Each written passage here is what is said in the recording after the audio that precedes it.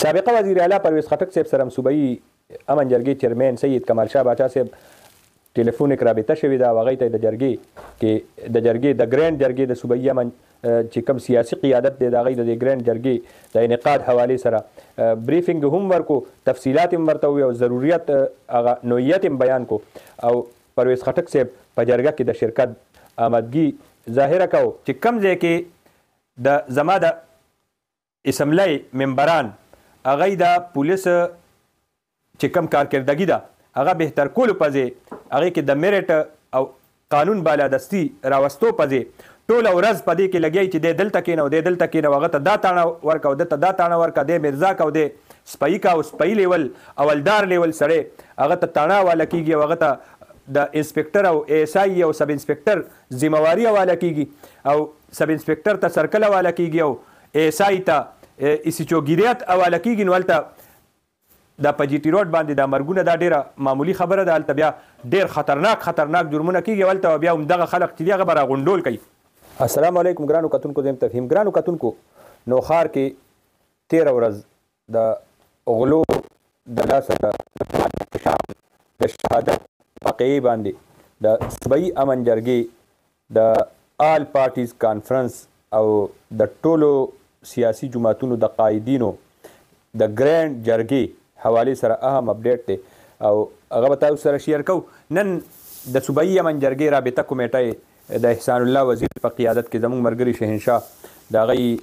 په قیادت کې یو وفد هغې د ټول تقریبا ضلع دوره کړې ده د وکلاو د سیاسي سماجي تنظیمونو چې کوم مشران هغې سره ملاقاتونه وکړل او هغې ته د صوبایي امن جرګې د طرف نه چې کومه دعوتنامه وه هغه یې ورکړه. تاسو سره په دې سکرین باندې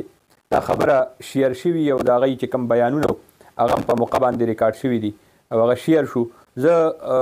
بذات خود خراج تحسین پیش کومه چې کوم انداز سره صوبایي امن جرګې دا مسله نه صرف راوچته که بلکې په دې باندې چې بنیادي ضرورت دی دې ټایم کې د امن و امان قیام او چې کوم سماجي برایانې دي او د سرکاري چې کوم ادارو پراګرس دی او هغې کې هغه نقصان دی، رکاوټ دی،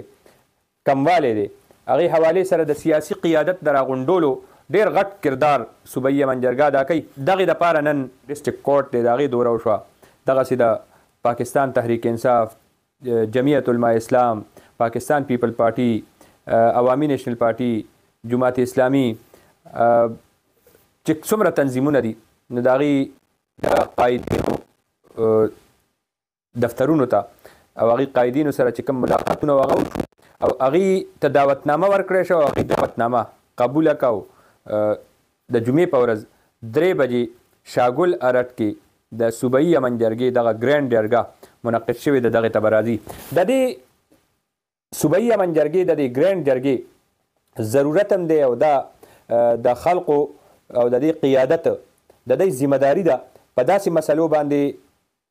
قیادت راغونډول، عوام راغونډول، یو اواز جوړول. نو دا راتلونکي وخت لپاره د قوم د تحفظ هم باعث جوړېدی شي او دا چې کوم د سرکاري ادارو کارکردګي ده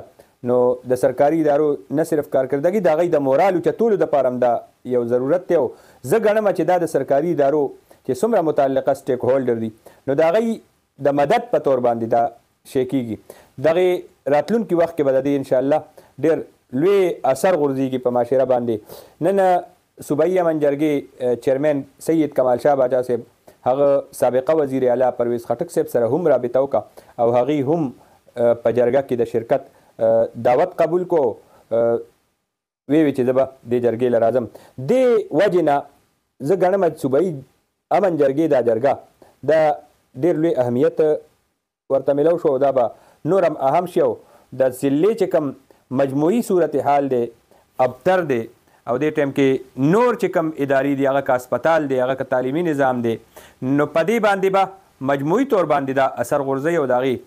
کارکردګي به قدرې بهتر شي. او دې ټایم کې ډېر بد حالت دی جي د ضلعې. مونږ که وګورو نو که په هسپتال دی هغې کې دوی نشته، که ډاکټرانو ډیوټیانې دغسې دي، په هسپتال کې ټي ټي انجکشن نشته، په هسپتال کې سرنج او ډرپ سیټ نشته. په تعلیمي سیستم کې که وګورئ نو هغې کې د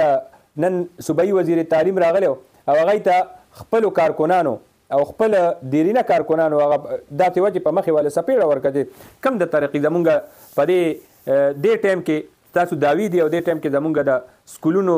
دا حالت دی چې په غټو غټو علاقو کې های سکولونه نشته میډل سکولونه نشته او تعلیمي نظام کې کمیانې دي کوتاهیانې دي نو د دې مخنیوی پکار دی نو پولیس نظام هغه خو ډېر ابتر حالت کې دی دې ټایم کې مونږ وختي راتلو پیرپای نه نو پیرپای کې چې وختي یوې ښځې نه موټر سایکل سوارو پرس راښکلی دی او تښتېدلی دي لکه دا حالت شو چې په روډ باندې یو مشره ښځه هم په روډ هغه محفوظ نشي تېرېدی او بیا دغسې واردات په زاخیلو کې هم شوي دي په یو ورځ باندې لا تعداد خلقو نه موبایل اخیستی کېږي اوس خو موبایل پسې ځي څوک تاڼې ته نه ځي هغې پسې بیا مقدمه چلې هغې پسې بیا تا له خو څه درکوي نه الټه به هغې پسې نور تاوان کې نو دغه یو عدم اعتماد فضا ده چې راپورټ له څوک تاڼې ته نه ځي او راپورټ له امن جرګې ته راځي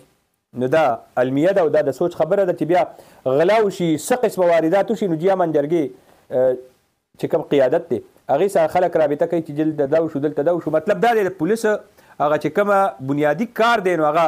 دې ټایم کې نقصاني دی هغې کې کمیانې دي او ولې به نه کېږي کوم ځای کې چې زما ایم این اے ایم پی اے هغه څومره ممبران دي د اسمبلی د ورځې د پولیس صرف دا کاري چې 50 هلته ولېږه او 50 دلته ولېږه په یو ورځ باندې د 500 شپېتو کسانو تبادلې کېږي هلته به د پولیس کارکردګي څه وي لکه خپله سوچ وکړئ دا چې یو ایم این اے یو ایم پی اے په ځای د دې چې د پولیس کې د میرټ بالادستي جوړه کړي اول ته د میرټ په بنیاد باندې تقرریانې وشي نو هلته چې د سپی لیول او اولدار لیول سړی په تاڼه کې سیچو لګي او هغه ته د انسپکټر او د سب انسپکټر ذمواري میلاویږي سب انسپکټران ایسائی لیول کسان هغه افسران لګي او هغې ته تاڼې او سرکل حواله کېږي نو او چې کوم انسپکټران دي هغه کوډلاین دي هغه په دفترونو کې ناست دي او لینونو کې پراته دي هغې نه ډیوټیانې نشي اخیستی او د سفارش دا حل دی چې د ورځې 50 کسانو تبادلې کېږي نو دقه شی په تعلیم کې هم دی او دا په صحت کې هم دی او دا هسپتالونو کې هم دی دی هلته کېنوه دی دلته کېنوه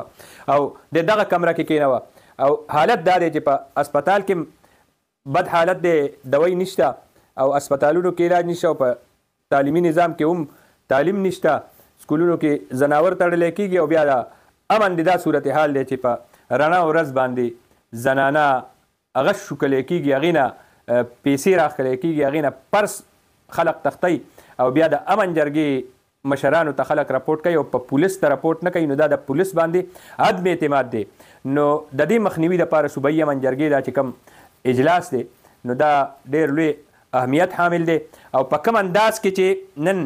د صوبایي امن جرګې د رابطې کمیټۍ نن رابطه وکړه او باقاعده ویډیوګان هم جوړ کړل د هغوی بیانونه هم ریکارډ کړل نو قوم ته یې وښول چې مونږ هر چا له ورسېدو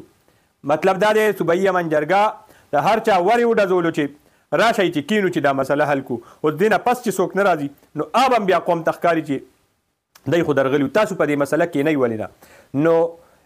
چې کومه کمزوریانې وي او کم رانشي نو هغه مطلب دا دی چې د دې عوامو سره سروکار نشته خلقو باندې خفه کېږي نه او د اجلاس لا او د جرګې لا هغه خلک به راځي کم چې په خلقو خفه کېږي نو زه به بیا مطالبه مو کوم د صوبایي امن جرګې د مشرانو نه او بیا چې څومره سیاسي قیادت دی چې دا ګرینډ جرګه کوم د چیرمین سید کمال شاه باچا په رهایشګاه باندې منعقد شوې ده شاګوله رټ سره نږدې نو دې کې بھرپور طریقې سره شرکت وشي او د عوامو له د دې خرابو حالاتو نه نجات ورکړی شي ډېره مننه الله په امان